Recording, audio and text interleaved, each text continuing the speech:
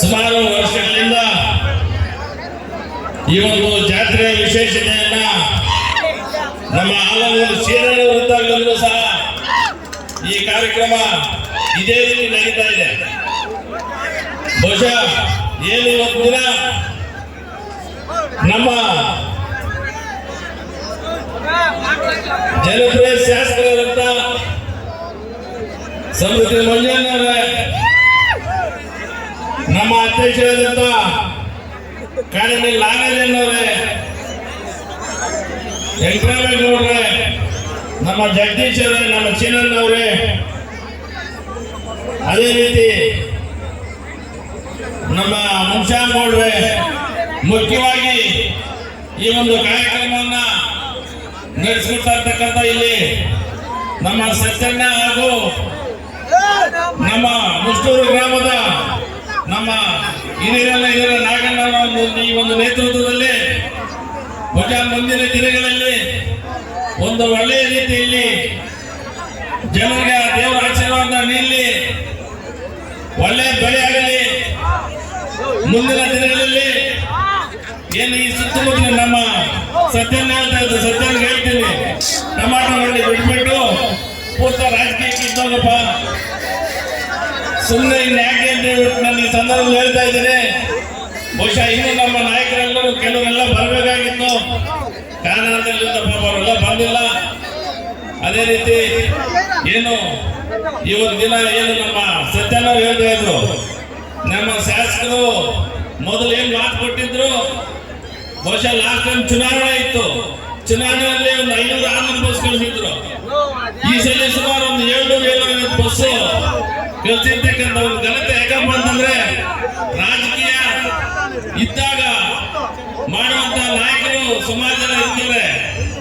ರಾಜಕೀಯ ಬಂದ ಮೇಲೆ, ಅಧಿಕಾರ ಸಿಕ್ಕಿದ ಮೇಲೆ ಮಾಡುವಂತ ನಾಯಕರು ಸುಮಾರು ತೀರಾ ಕಡಿಮೆ ಅಂತ ನಾನು ಈ ಸಂದರ್ಭದಲ್ಲಿ ಬಯಸಿ. ಯಾಕಂತಂದ್ರೆ ಅವ್ರ ಸ್ವಾರ್ಥಕ್ಕೆ ಚುನಾವಣೆಗೋಸ್ಕರ ಓಟಿಗೆ ಹಾಕಿಸ್ಕೊಳ್ಳೋಕ್ಕೋಸ್ಕರ ಏನು ಆ ಸಂದರ್ಭದಲ್ಲಿ ಜನಗಳಿಗೆ ಕಾಣಿಸಿ ಜನಗಳಿಗೆ ಒಂಥರ ಮಂಕೂತಿ ಹೆಚ್ಚಿ ಹೊರಟೋಗ್ತಾರಲ್ಲ, ಬಹುಶಃ ಅಂತ ನಾಯಕರು ನಮ್ಮ ಪಕ್ಷದ ನಾಯಕರು ಯಾರು ಇಲ್ಲ ಅಂತ ಹೇಳ್ಬಿಟ್ಟು ನಾನು ಈ ಸಂದರ್ಭದಲ್ಲಿ ಬಯಸ್ತೀನಿ.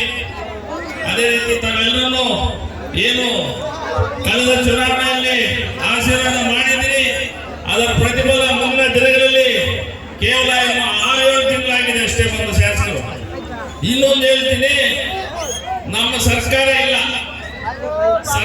ಇಲ್ಲ ಅಂದ್ರೂ ಅವ್ರ ಶಕ್ತಿ ಮೀರಿಯಲ್ಲಿ ಹೋರಾಟ ಮಾಡಿ ಅಲ್ಲಿಂದ ಒಂದು ಯೋಜನೆ ತಂದು ಇಲ್ಲಿ ಅಭಿವೃದ್ಧಿ ಮಾಡುವಂತ ಒಂದು ರೀತಿಯಲ್ಲಿ ಕೆಲಸ ಮಾಡ್ತಿದ್ದಾರೆ.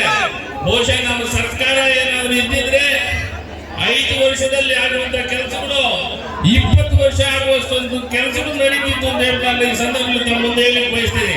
ಬಹುಶಃ ಯಾಕಂದ್ರೆ ತಮ್ಗೆಲ್ರಿಗೂ ಗೊತ್ತಿದೆ, ಏನು ಈ ಸರ್ಕಾರ ಬಂದಾಗ್ಲಿಂದನೂ ಈ ಗ್ಯಾರಂಟಿಗಳು ಕೊಟ್ಬಿಟ್ಟು ಈ ಸರ್ಕಾರ ಮುಂದಿನ ದಿನಗಳಲ್ಲಿ ಗೊತ್ತಾಗ್ತದೆ ಜನರು ಯಾವ ರೀತಿ ಅಭಾವ, ಮುಂದಿನ ದಿನಗಳಲ್ಲಿ ಅವರ ಒಂದು ಕಷ್ಟ ನೋವು ಸುಖಗಳು ಈಗಾಗಲೇ ಗೊತ್ತಾಗ್ಬಿಟ್ಟಿದೆ. ಮುಂದೆ ಬರುವಂತ ಚುನಾವಣೆ ತಮ್ಮ ಆಶೀರ್ವಾದ ಬೇಕಾಗ್ತದೆ. ಜೆಡಿಎಸ್ ಮತ್ತು ಬಿಜೆಪಿ ಒಂದಾಗಿ ಕೆಲಸ ಮಾಡುವಂತದ್ದು ತಮ್ಮೆಲ್ಲರಿಗೂ ಗೊತ್ತಿದೆ. ಮುಂದಿನ ದಿನಗಳಲ್ಲಿ ತಮ್ಮ ಆಶೀರ್ವಾದ ಯಾವ ರೀತಿ ಇರಬೇಕಂದ್ರೆ ಒನ್ ಸೈಡ್ ಆಗುವಂತ ಒಂದು ಚುನಾವಣೆ ನಡೆಯುವಂತ ಒಂದು ರೀತಿಯಲ್ಲಿ ತಮ್ಮೆಲ್ಲರ ಒಂದು ಆಶೀರ್ವಾದ ಬೇಕು ಅಂತ ಈ ಸಂದರ್ಭದಲ್ಲಿ ಹೇಳ್ತಾ ಏನು 4 ಮಾತಾಡೋ ಅವಕಾಶ ಕೊಟ್ಟು ತಮ್ಮೆಲ್ಲರಿಗೂ ಮುಗಿಸ್ತೀನಿ. ಜೈ ಹಿಂದ್, ಜೈ ಕರ್ನಾಟಕ. ಮೂಡಲಕಿರಣ ಯೂಟ್ಯೂಬ್ ಚಾನಲ್ ಅನ್ನು ತಪ್ಪದೇ ಸಬ್ಸ್ಕ್ರೈಬ್ ಮಾಡಿ, ಲೈಕ್ ಮಾಡಿ, ಶೇರ್ ಮಾಡಿ. ನಮ್ಮ ಮುಂಬರುವ ಎಲ್ಲಾ ವಿಡಿಯೋಸ್ಗಳಿಗಾಗಿ ಪಕ್ಕದಲ್ಲೇ ಇರುವ ಬೆಲ್ ಬಟನ್ ಅನ್ನು ಒತ್ತಿ.